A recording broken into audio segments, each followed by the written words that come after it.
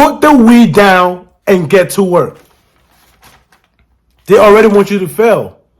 So why are you making it easy for them? YouTube, what's going on? Welcome to another topic, man, of Evans Talk. Again, I'd like to apologize for last week.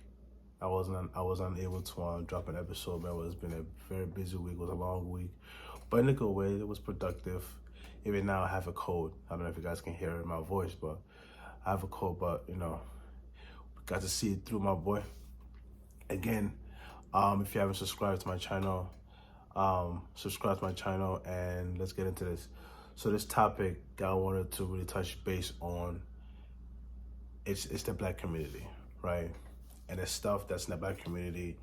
And this one, I'm not gonna I'm not gonna give you these percentages and stuff like that. And I'm gonna talk about what everybody sees in the Black community, people that live in the Black community, things that we have witnessed, things that we know that is very detrimental to the Black community, things that are destroying us, things that are not making us move forward and improve as a people, right? So I'm gonna talk about gun violence and gangs and prison and all this other stuff.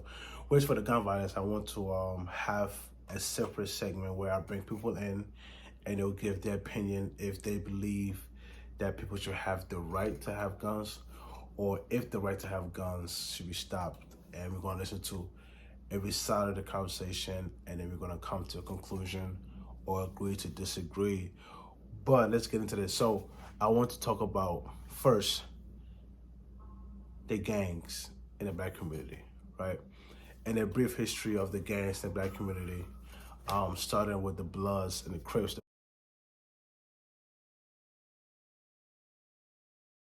Bloods and the Crips are actually an off branch of the Black Panthers, right? And they were created to protect the Black community. So the Bloods, something happens, it's in the name. When something happens, to anybody in the community, we Bloods, we family, we protect each other, right?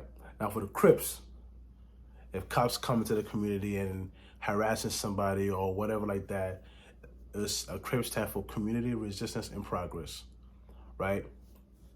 This community resistance in progress to push back to any outsider who's in the Black community trying to harm any of us. Now, how it became a beef between red and blue, and I'm from this hood, I'm from that hood, I cannot understand the life of me how it became. But I can understand this, that it is something that has been destroying the Black neighborhood. It is something that is destroying our young men. It's something that has been destroying our mothers, our sisters, right? So the thing is, the Black community, right? We are among some of the most smartest, beautiful people in the world. But yet again, somehow we have put a lot of things over the priorities, right? And I'll start off by talking about absent fathers in the house, right? Study shows that when a father is absent in the house, there's a higher chance that the son, especially the son, can end up in gang-related stuff, can end up being dead, can end up being in prison, right? So when this father is not home, which the father, including me, one day when I become a father, right, we need to take accountability to stay in our child's life. No matter what the relationship it is with the mother, stay in our child's life and teach our child the way to go, right? Or to make even things better, to be very mindful on the woman and the man that we choose to have a baby with, that we choose to start a family with, right? So I come from a Black community where reading books is not cool, where the only way to get out the hood is to play ball, is to slave your body, is the only way to come out the hood and save your family. And it's not true, because I have met a lot of Black folks in my lifetime live in the hood, be in going to public school systems that are smart. That are smart. And I always say this to my friends, people that can rap, I think are one of the most smartest people on the planet. The fact that you can put down words on the paper and make it rhyme with anything is beyond me. Black people are very gifted. Black people are very smart. We are very blessed. But yet we want to constantly fall into this victim mentality that we can't do anything because we're black. That we can't do anything because of the white man. Yes, the white man may have their own agenda. The government may have their own agenda. Of course. I'm not denying that. Only God knows what to talk about in the meeting rooms. But we also, as a people, as individuals, have the right to create our own reality. Who the hell told you, excuse my friends, because I try not to cuss on my podcast. Who told you that you cannot become the next CEO? Who told you that you were not good enough to get out the hood? Who told you that just because you are from the hood and there were gangs all around you, that's what you had to do? Who told you, right, that because there's gangs in your family, that's what you had to do? And that's not true, man. And the black community, we glorify being sent to prison. If you haven't been to prison, if you haven't gotten locked up, if you haven't been to jail, you're not respected. But if you have been locked up, if you've been to jail, and if you have done something to break the law, then you are you're a big homie. You this and that and that and that and that. But when was the last time that has been helping the black community? When was the last time that brought in jobs in the black community? When was the last time that elevated our minds, spirits, and soul for us to be better? We glorify being high all the time. We glorify being doped up. We glorify being drunk all the time. We glorify robbing people. Right? And how is that going to help us? Nobody's going to give us a handout. Nobody's going, not even God's going to step down from heaven and give us a handout. It starts from us. It starts from us. Yes, there may be outside forces who are trying to do whatever. But we can see that though. And we can prevent that. We can see the arrows that they're throwing at us. And we can block that. We can dodge that.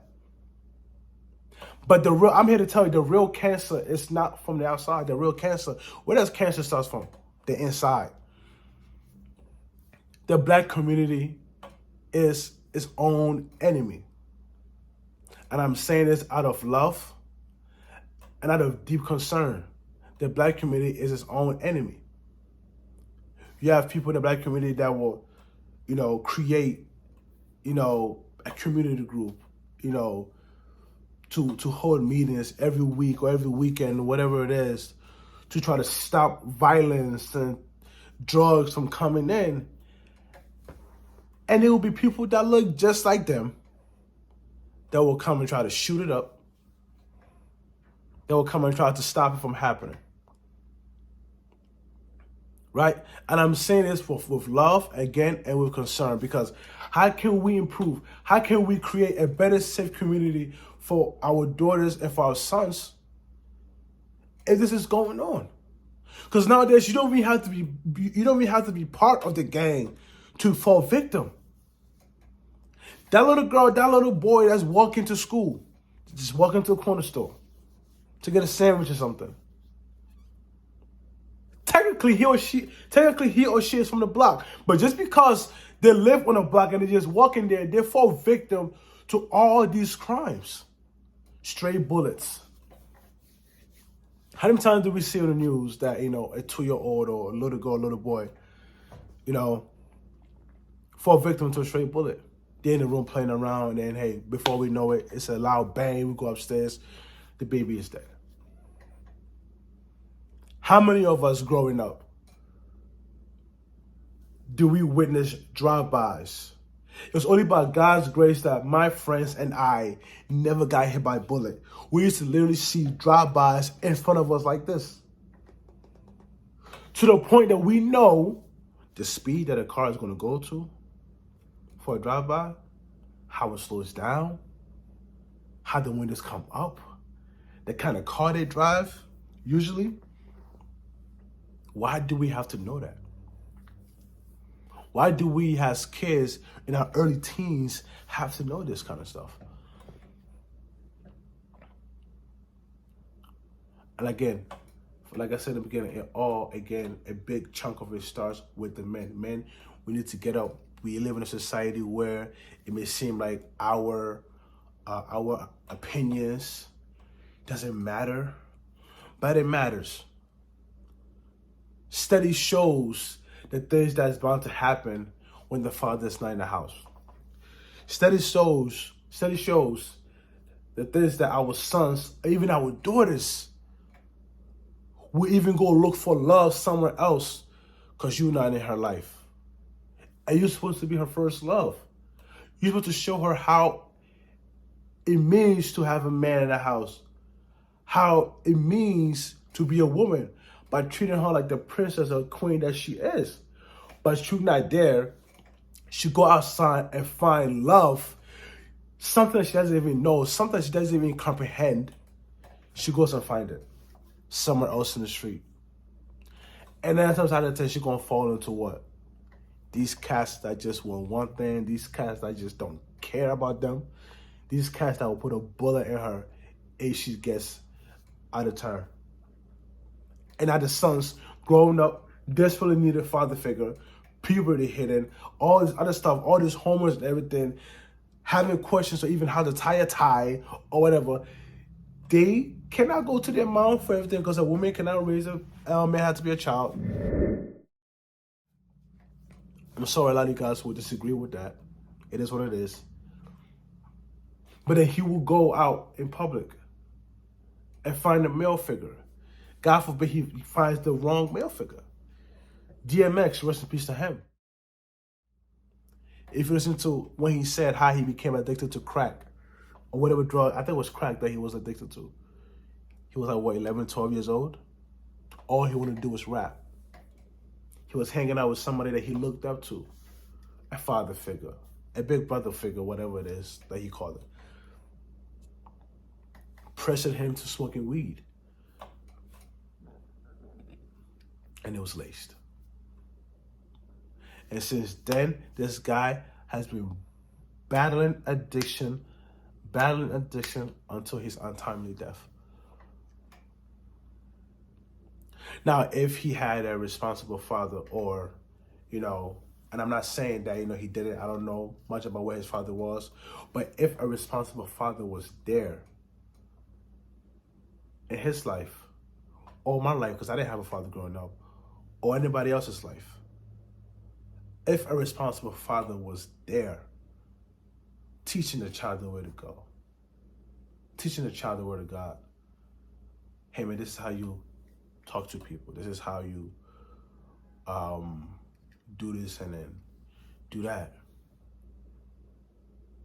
A lot of things, a lot of cycles that we see right now, it will be broken. And I'm not saying that it will just disappear like that because it will take some work. But we will see a decline when fathers step up. And also we as a community, we stop glorifying stupid behaviors. Being a gang is not cool. Following your dreams, reading a book and getting a job. You don't even have to go to college, but getting a job. I have a friend, the guy that I did a single father with the two kids. We grew up we grew up in the same neighborhood, in Newark. Growing up in Newark, I come from a different background, but we're still in the same community, the same street, the same gunshots that we hear, the same bullet shells that we see on the floor, right? We see all of that. But he also came from what? A family, a background where he had cousins and brothers who gangbanged, who were in and out of jail all the time. You know, people that got shot. He didn't see it all. But he decided not to do it.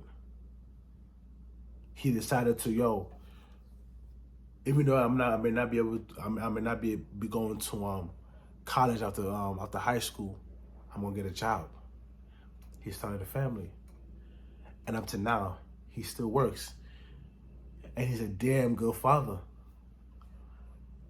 Why? Because he made that conscious decision. I'm not going to glorify this. I'm not going to glorify that. Now, if sports is what you want to do, by all means do it. I was an athlete too. But don't ever, ever think that the only way to succeed is by using your body. The only way to feed your family is by selling dope. It's not cool to sell dope. It's not good. It's not cool to be high all the time and not have your priorities straight. And I'm saying the men because we are the ones that are like in the front lines with a lot of this stuff. And the women too, but at the same time, mostly the men. Because when we bring a change, when we change and have a whole 360, things, gets better. So again, if you made it to the end of this video, thank you so much. Don't forget to like, comment, and subscribe. I hope you enjoyed the video. Leave a comments. Let's talk about it. Follow my Instagram at @EvansAcosta4Real. I'll have my Instagram handle on the description below. I'll also add some websites in the description below too for you guys to go read up on things. If you guys have any questions, you can also contact me. Again, thank you, and God bless you.